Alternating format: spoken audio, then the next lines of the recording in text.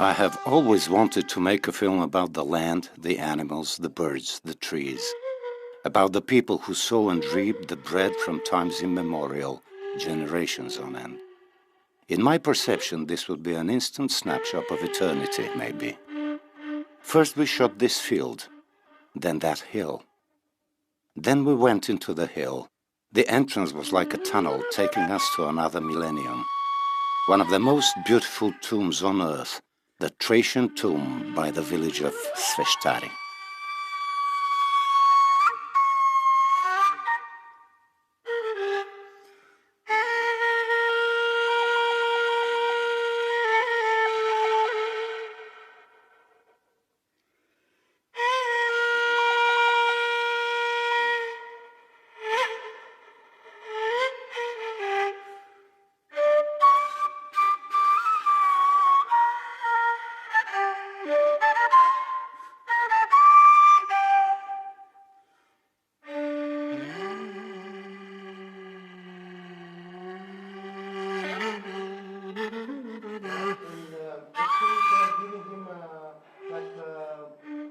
I met these two people, friends, the protagonists of our story. They are a strange pair. One of them is the son of a mountain people who decided 4 or 5 generations ago to climb down the Balkan mountains and settle in the Delirman to till the land.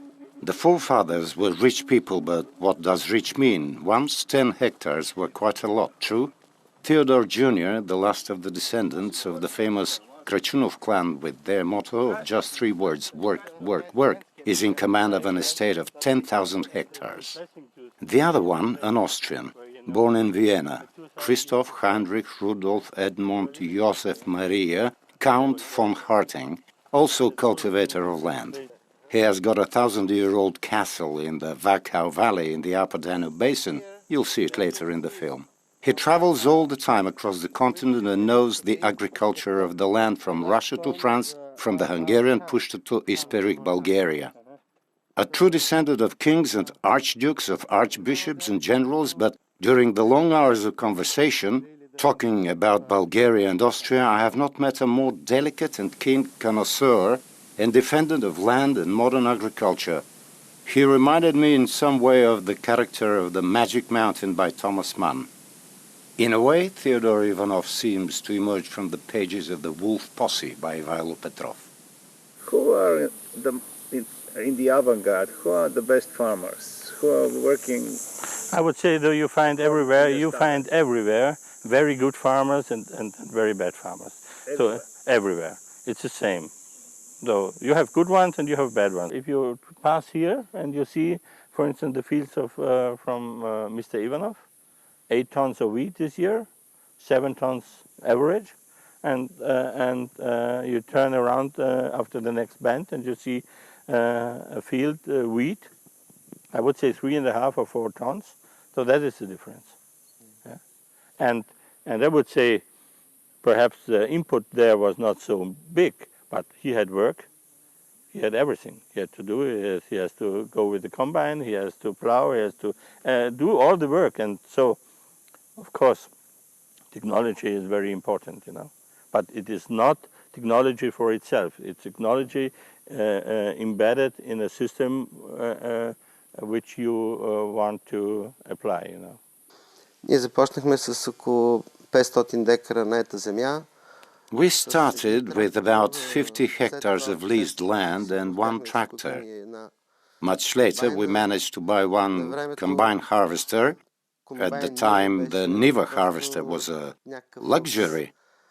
Now we have 10,000 hectares of land, a pig farm with 60,000 heads, about 30 tractors, a dozen of combine harvesters, and 500 workers. How long did it take? A full 18 years.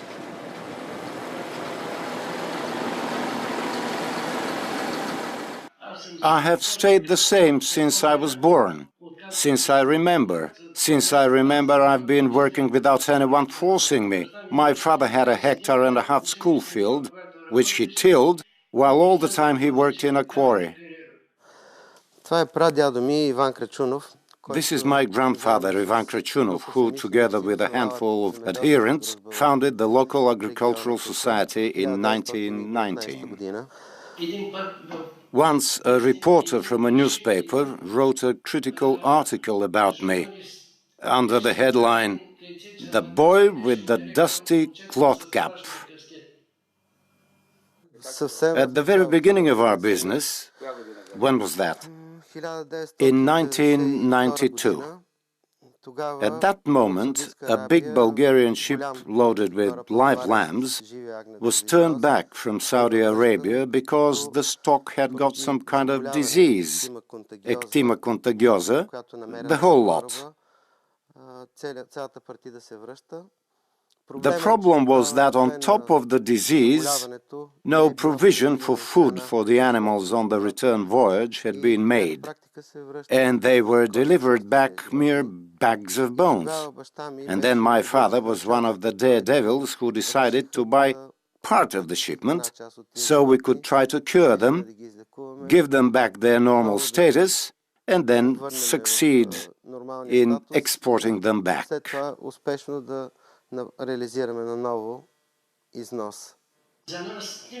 Money is not the greatest asset for us in any way. For me, the greatest asset is what is being done, what you can see and touch. One great value is that we have created conditions for production. Ask just anyone if we have ever been late with a paycheck, even by a day. Ask just anyone if there is a pig or even a leg of pork sold without VAT or whatever.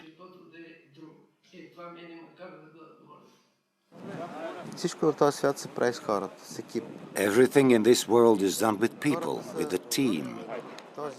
People are the mighty engine that makes things happen.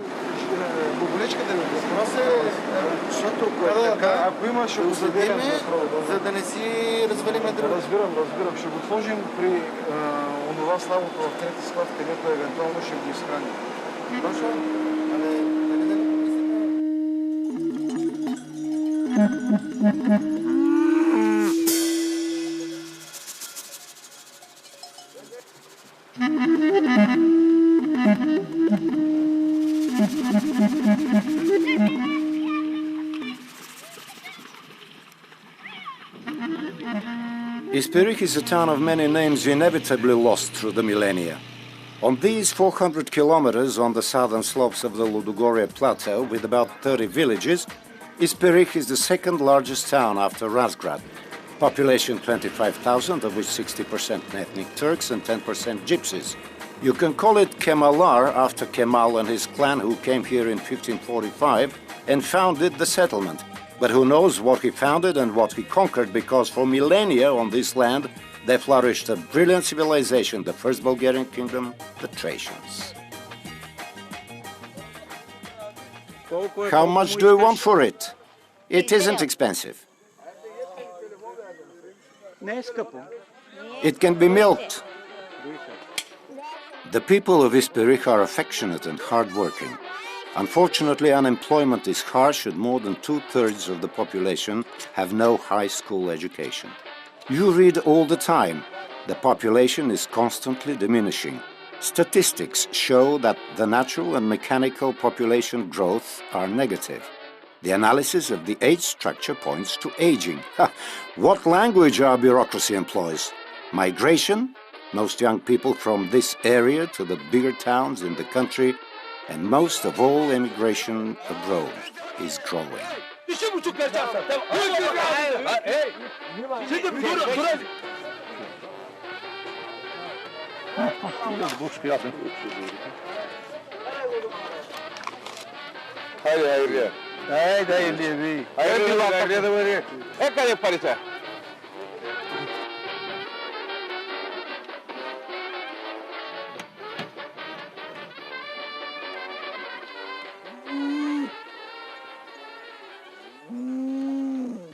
I am the imam of the village.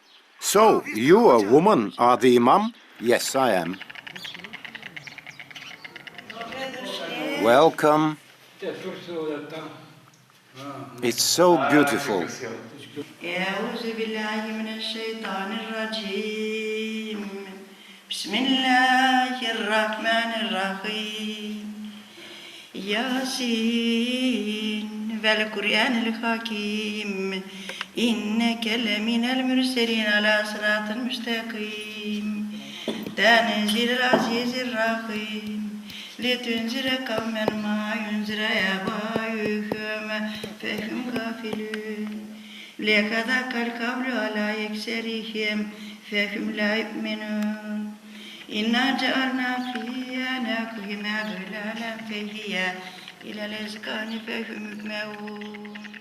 Има един погрешен анализ. There is a faulty analysis made on the basis of bad compilation of statistical data that in Bulgaria there are 464,000 farms, agricultural farms, which is total stupidity because I made the effort to find out how these figures were reached. I established that any old granny with 5 hours of a garden planted with vegetables for her own needs, for winter supplies, is counted as an agricultural farm. This is sheer stupidity. Quand nous rencontrons ces personnes, nous voulons essayer de comprendre comment à partir d'une vache... When we see someone grazing only one cow, we want to understand how one survives on one cow and half a hectare only. To see what their gain is, if this patch of land is for the feeding of the cow only, or they could till the land and grow tobacco, for instance, which is very profitable and bring more money. Theodore discussed with us his project because he branches out in many directions, and it concerns more than his farm. He helps the farmers in the region. This compensates, to a certain extent, the inefficient system of crediting. We, on the other hand, tell him about the mechanisms in France. We exchange ideas. За мене, истинската цифра на To me, the number of farms in Bulgaria is about 84,000. And why 84,000? Because these are the registered firms that applied for financial aid for a unit of land from the European Union. That is, every owner of 1 hectare or more, that is, one farming unit, these are the 84,000 farms. And this is the real figure. That changes things considerably. Out of these 84,000 farms, 5,350 farms each cultivate over 350 hectares of land, which is quite a lot. 5,000 farms means an average of 200-250 companies or cooperatives or units per region. Just for comparison, in Austria, the number of companies that cultivate more than 100 hectares of land is 98. The companies with more than 2,000 hectares are just 5. Agronomy, agriculture is not consisting of different parts which are not connected to each other. So you have to see it as a circle. You start something now, you do something now in the fields or with the animals, and you will have the result, and you will have you will see the results even some years later. So everything is connected to each other, and you have to see it as a whole, as one living thing, as I would say. The soil, the plants, the climate, everything is connected to each other. В един момент установихме, че At a certain period, we established on the basis of selection of wheat that whatever we do with perfect technical approach and all, our wheat cannot outjump its potential. That is when we decided to import new wheat. Cannot outjump it? No, it cannot, because it is an old selection. Each year people produce a minimum of 5 new varieties. Where is that? In Europe? Sure, in Europe. The new varieties age and become old in 3 years. Label on the back, yes? That's the certification, that's a guarantee of the quality of the seed.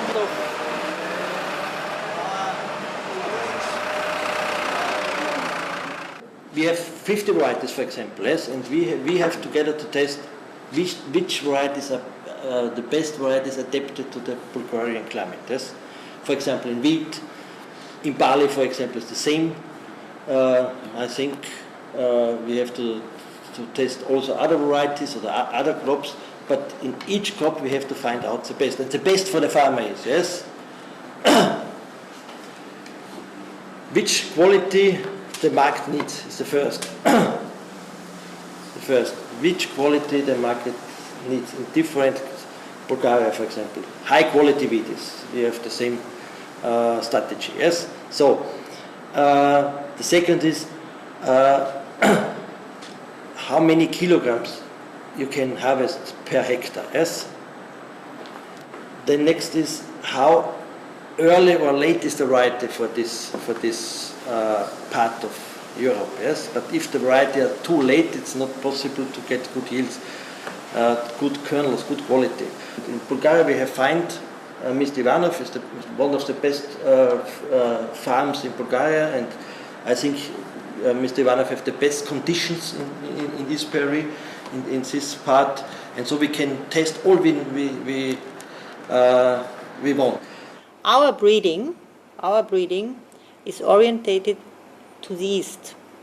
We have got a Pannonic climate, and the conditions are rather similar to those of Romania or to Hungary or even to Bulgaria. They are, as far as the climatic situation is concerned, our varieties should fit to the Eastern European regions much better than French or German varieties.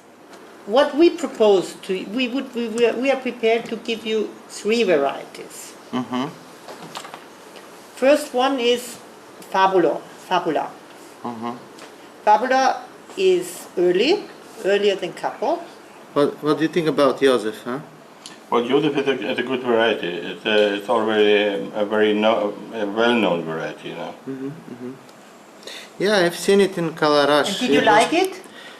Yeah, this year, this particular year, it was good. Today, Capo is very much asked in Italy as a variety. Yes, we owe him very much that Propster has become Popster. Хубавото нещо при нашите партньорства е, че и двете страни. The best thing in our partnership is that both parties are frank as far as trade relations permit it. Quite open in showing to each other the advantages and the disadvantages of a given variety. And Ludwig, as far as quality is concerned, Ludwig is group 7. Before we take the final decision, I would like also to sit down with our agronomists, because there is no one variety which we can say, oh, this one is the best. So we have to judge all the parameters and to choose at least 2 which we would like to start with, and we can make trials on 2 others. As far as the agricultural potential is concerned in Eastern Europe, Romania, Bulgaria, Hungary, as I would say, Hungary belongs to Central Europe, but Romania and Bulgaria, it's huge. You have a bright future.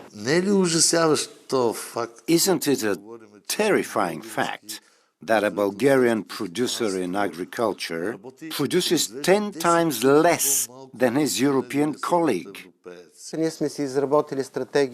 We have chosen a strategy in 3 directions.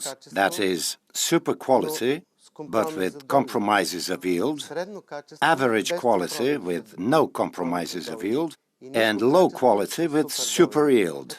These are the 3 directions of our so-called wheat portfolio. Right, but this is a colossal difference, 1 to 10. Colossal, yes.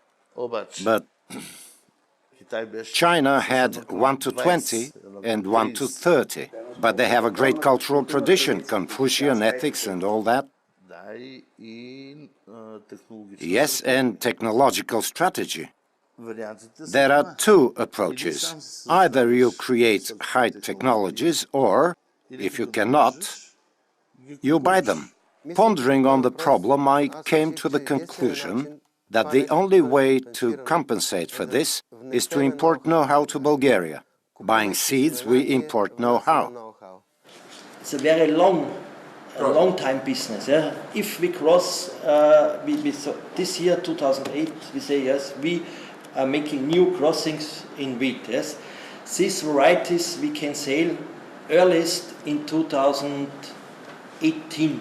We need 10 years to develop a new variety. Yes, around 10 years we need. Yes, but it's necessary that the new variety is better than the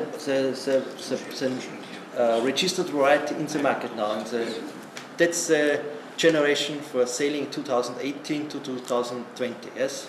It's like rearing a baby, yeah? Yes. Yes, you can see it also. Yes. This is the best quality seed, and here the germination is the best.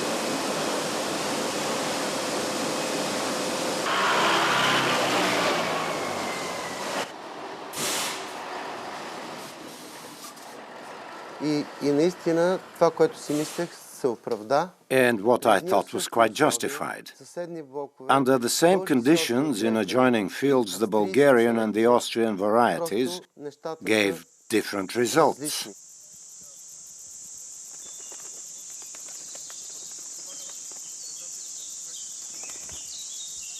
The testing of the new grain we bought goes into its second year, and for a second time we got the results that we expected, meaning superb, both in quantity and quality.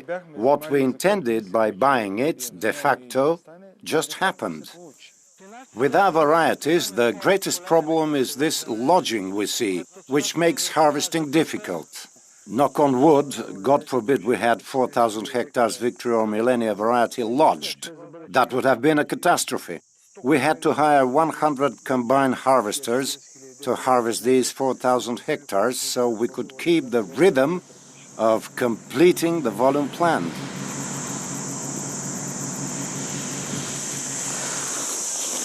Let's look at it. 50 to 53 grains compared to 15 to 20 grains.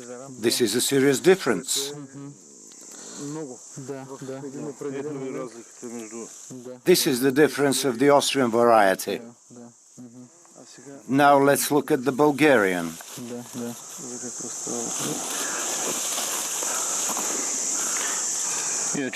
Otherwise the grain is very good, because Victory is wheat of quality. What the Austrian variety gives us is 30% higher gain and about 10 to 20% better bread baking quality, the conditions being the same. To say nothing that with the best agro equipment, the results are simply excellent.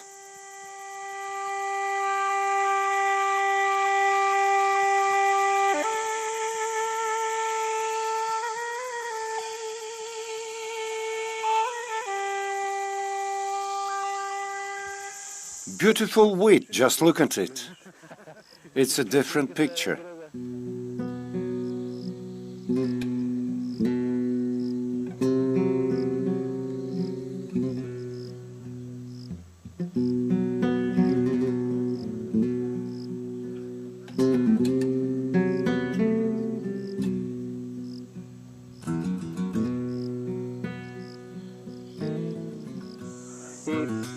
And this should maybe happen on a general basis, looking for a possibility of unification of production for the whole of Bulgaria, look for higher qualities so we can change the image of Bulgaria as a destination for cheap raw material.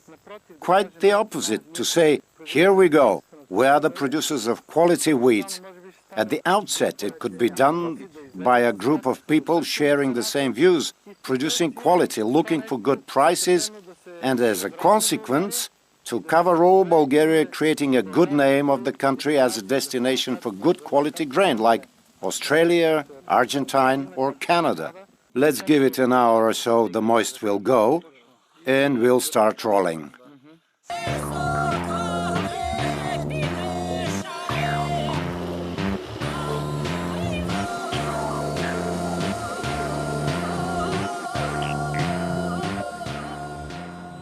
Harvesting is a kind of hell, whether we do the autumn harvest, wheat, maize or sunflower, because you have to coordinate a campaign with a lot of people, not a one-man show, you know, and to boot, conditions which unfortunately we cannot control.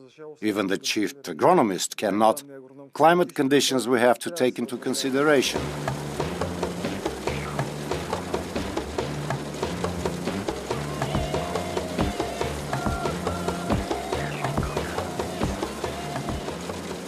A rainy day can ruin 6 to 7 months of effort.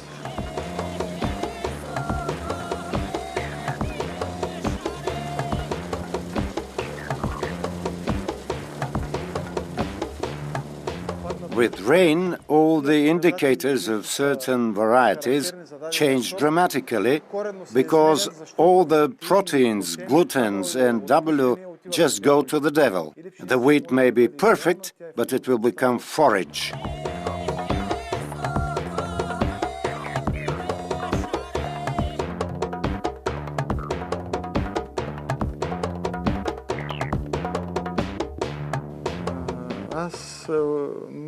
I don't know what to call it or compare it to. Russian roulette maybe. With Russian roulette you put one bullet, spin it and hope for the best. You don't know.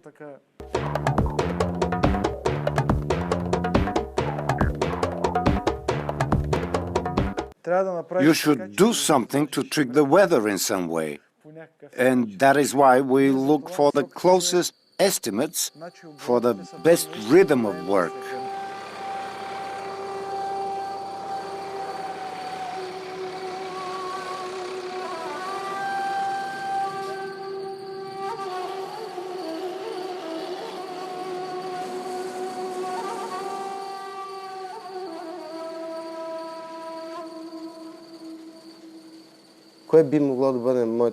Do I have any advantages? How can I compete with them? The magic key is the volume. That is, it will make a difference if I have a vast basis, a vast area, so I can fight the competition.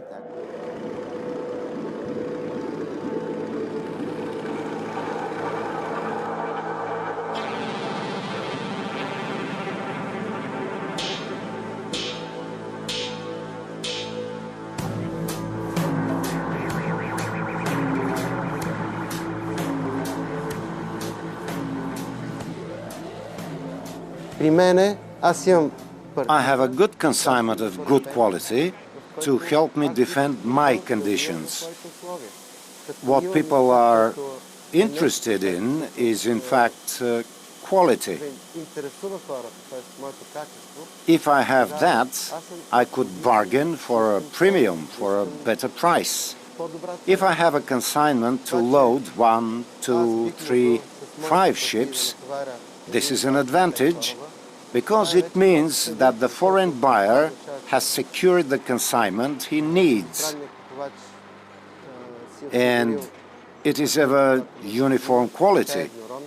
It is something guaranteed by my name, a reputation of standing, proved with the years of a trusted man that would not dupe a customer and will fulfill all his obligations, because the bottom line is, that's what matters. Oscar, what we can do now is that we can offer for these 3,000 tons on the barges on a Danube, like FOB Russe, like FOB Russe, 165, let's say, euro. And we will kindly ask you, because these are Austrian varieties, to get some premium, like 2-3 euro more. So it would be about 168 euro FOB Russe, and with the loading rate, let's say 800 tons a day. Okay. Okay, so you're going to return back with some proposal for this. All right. So I will wait for your call, and I hope we are going to have a good deal as well.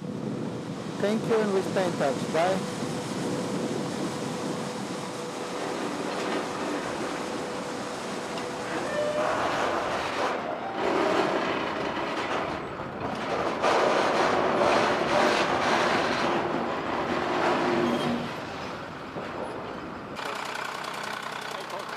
Да, обаждат ми се. Yes, they call me, specify the parameters of the deal, of what you sell, the quantity, the price, deadline of delivery, destination, the indices of the different grains. We confirm over the phone, just by a sentence or two, of course. We take a phone conversation as a written contract, and that is all. These are 200 trucks in operation taking the grain to the docks for shipping. It means loading 4,500 tons of grain every day. The stretch is 150 kilometers directly to the ship. I have to secure all the trucks from one base, but we have organized the loading from 3 points simultaneously at 1,500 tons a day.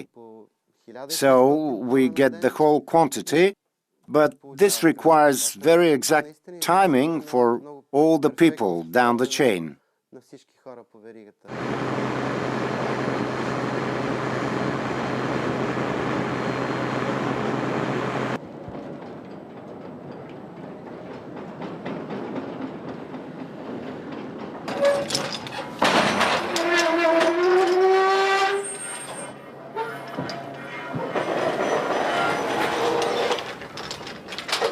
In managing such an operation, hundreds of people function as a clockwork. Absolutely, yes. Starting at the warehouse, all the mechanics, operators of weighbridges, stewards, truckers, going through accountants, the port administration, the sanitary authorities, National Grain Bureau. All these people work in super sync, so things could keep rolling.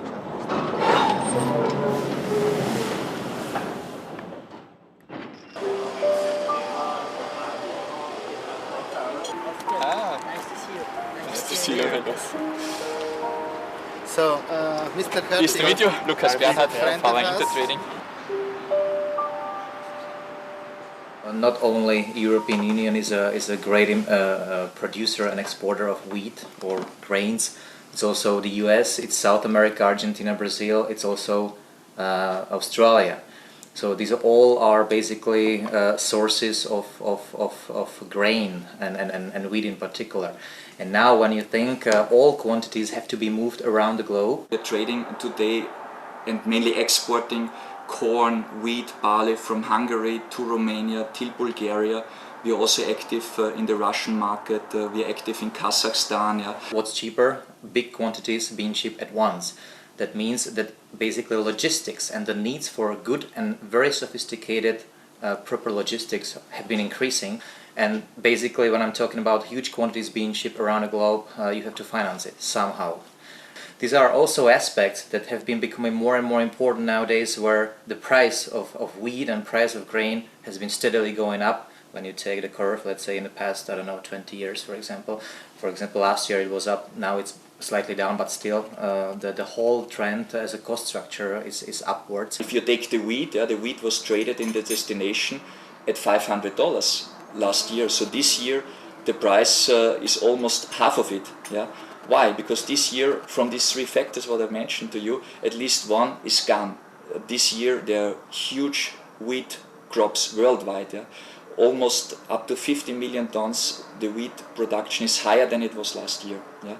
So that makes a lot of pressure on the international market, so the wheat is going down, for example. Yeah? It's fortunately or unfortunately, the participants of these exchanges are not only traders, buyers, sellers, but also speculative funds.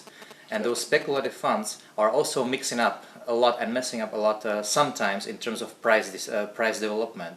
Basically, the whole, what I'm trying to say, that the whole worldwide structure of trading is becoming more and more intertwined. The image, unfortunately, of the Bulgarian wheat in the international market is something which has to be improved. I think that Theodor Ivanov with AgroTime is the best example how to produce quality wheat. Yeah. The wheat coming from his company is practically outperforming, and you can place it without problems to the destinations, especially to the mills which are looking for quality wheat. Yeah? Otherwise, Bulgarian wheat today goes to destinations like Asia, yeah. But these are destinations which are not looking on the prime quality, yeah. This is just average quality what they are buying, but it's definitely also a business what you can do, yeah. The business road is quite long. It does not finish with this deal. You can't adopt the strategy of doing your calculations, getting rid of the goods, collecting your money and then forget all about it. Is your client satisfied or not? No, this is a total loss.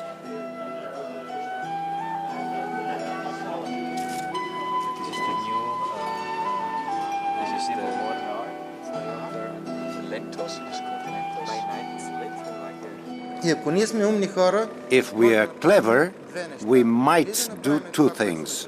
Either do what was done in Denmark and Poland. They decided, we are not going to export grain, and they haven't exported grain since 1930. They use it for goods with added value, meat, eggs, etc.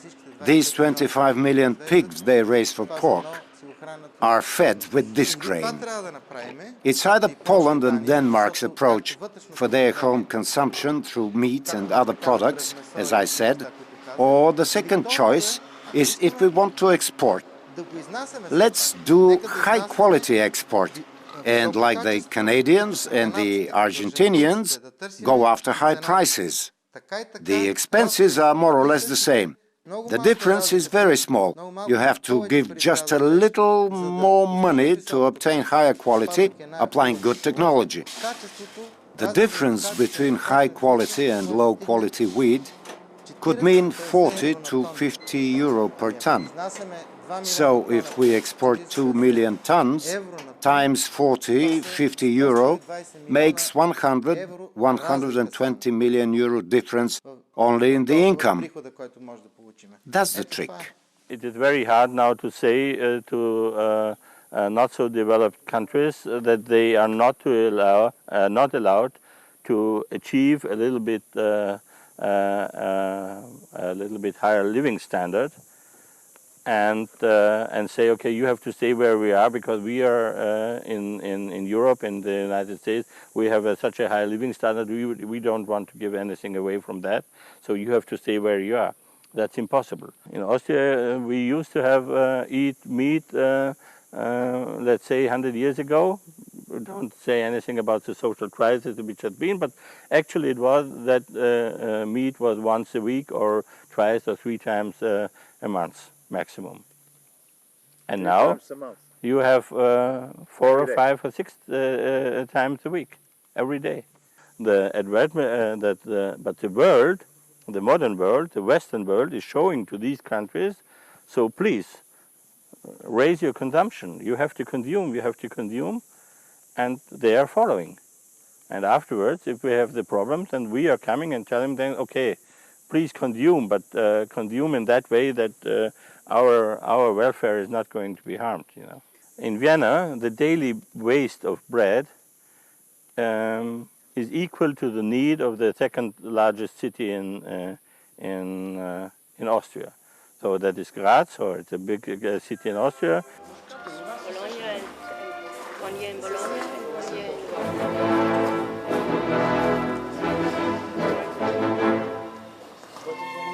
John.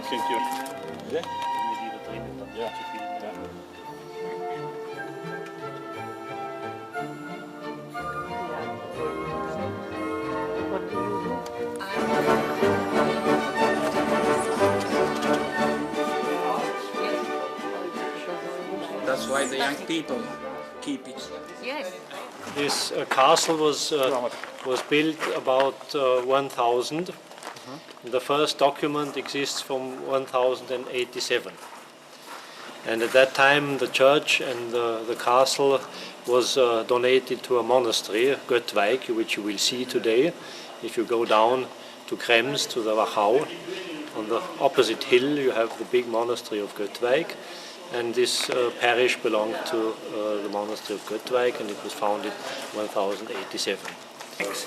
Wir waren bei Max gestern waren wir in Papua und dann waren wir bei Markus Königsegg.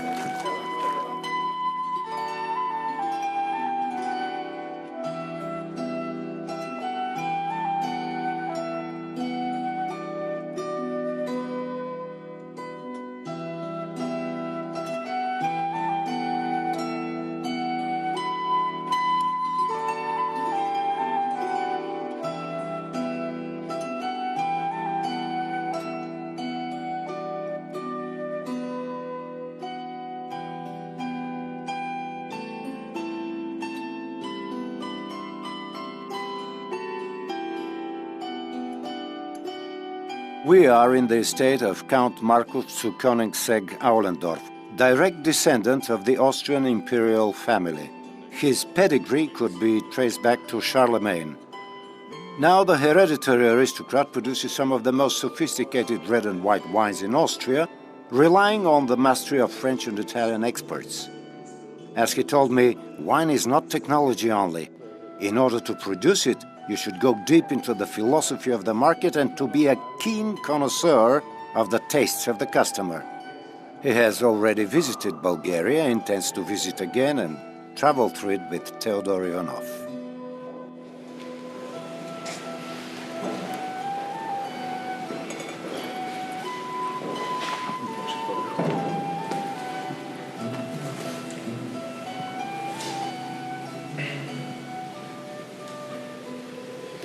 But a personal question. What was actually that's been left by your family in Europe? What do you think is the most important thing that your family left in Europe? The tradition, and I would say the goals to hold this together, what we got, and what we will give to the next generation. That's, I think, the most important thing. Don't to spend the heritage. So, we want to make it, to hold it or make it more and give it to the next generation. And that's the idea from this family.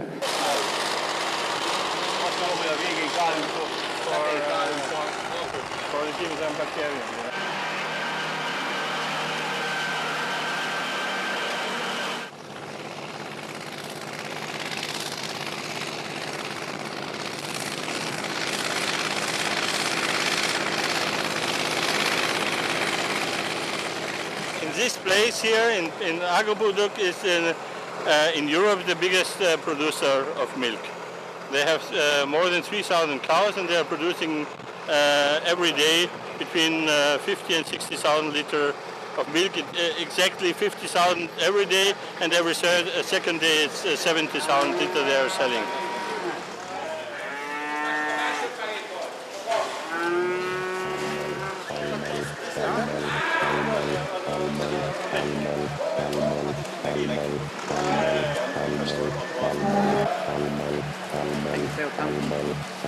The carousel is for how many cows? 60 cows. 60, Usually have 70. Sorry. The whole amount of animals living in the company now is about 8,000 pieces. That's calves, bulls, and the cows. They had 3,000 mother pigs, sows, and 50,000. They've had 50,000 piglets till the end. Is it very hard to compete with the European farmers? Nagyon nehéz a probléma, mégpedig azért, mert The problem is grave because the scale of the subsidies for some countries in Europe is very different. I personally do not think it fair, the new members of the EU, to have smaller subsidies than the old member states. This way we get a different approach to different children in a big family. The Western farmers are privileged. This farm won the prize for the best cow. It's a very big, very beautiful cow. We are going to show it and show it to Bulgaria. Where our farm is here. Itt van Győr, és itt van Pápa. Pápa, és én meg itt születtem, Bakony-Sziksen.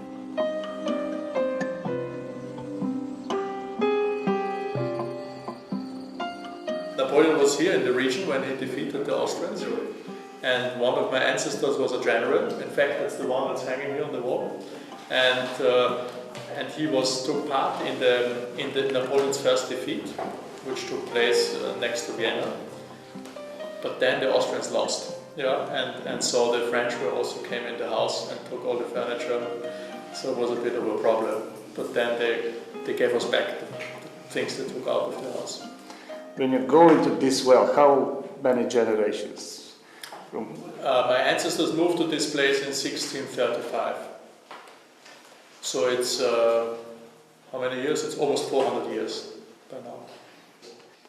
So you can, I think we can estimate about 8 to 10 generations. It's a responsibility, but we see ourselves as stewards of the country, yeah? So we follow stewardship, and it's, I think, farming and keeping up an estate like mine is probably one of the nicest jobs in the world. Farmers, they think they know what they have to do. So one part of the tasks that we see amongst farmers is, of course, producing high quality basic products for food and feed, and maybe energy. So food, feed and energy. And the other part, which is, in my opinion, as important as the first part, is keeping the rural areas, keeping up the landscape, fulfilling what society wants from us. Healthy environment. We build, as we breed pigs here on our estate, we also want to have state-of-the-art pig keeping. Yeah? I'm pig breeding, and I have in Austria about 300 clients who buy young breeding sows from me, and I'm on top of the pyramid of pig production, so I also want to be on top of the quality of the way the pigs are kept. And in the old days we kept the mother sows in single compartments, one next to each other. And now the new way is to keep them in groups. We have large groups, we have about 800 sows in one unit under one building, and when you enter this building it's totally quiet. You don't hear any noise, no pigs, no sows scream, because the pig decides itself what to do, whether they want to eat, sleep, or have social contacts, or be outside. Yeah? That's a new way in pig keeping. You have to be humble if you work on the field, as Mr. Ivanov knows. Within humble, you know what humble? Yeah, both feet on the ground, humble. And I tell you why. Within half an hour, a hailstorm, a thunderstorm can destroy the whole harvest. Yeah? If it doesn't rain for a month, you don't have any harvest. So if we would be speculators, yeah, we wouldn't be successful farmers. The first thing is that you have to look for the resources you have. So you got your resources in your hand, and you have to look for it. That is what I said before. You have to look and foresee longer terms, so that your resources stay like you got them, healthy. And so you have to look for the soil. You have to look for the environment where you are. That is the first one. So you have the soil, you have the water, you have the climate, you have the people. So be happy if you have profit, and you can maximize it for your own, so that the profit stays every year. But you shouldn't, I think, try to maximize the profit for... Don't be greedy and reckless. Yes, because reckless means you will forget the things which are important for you around, and sometimes you will be built a little bit later, for sure. For myself at least, one should obey and respect God, because whatever we are doing, we all depend on the God's will. Even in the Bible it said that God will send rain when it's needed to the righteous people. So we have to be righteous, and then pray God to, when we finish a good work, to expect good results as well. Second thing, we have to love what we are doing, because agriculture is connected with a lot of love, like many other professions. If you don't love the land, if you don't love the animals you're taking care of, if you don't love the machines you're working with, and especially people who are doing the job for you or helping you, then you're lost. You have to love whatever you're doing.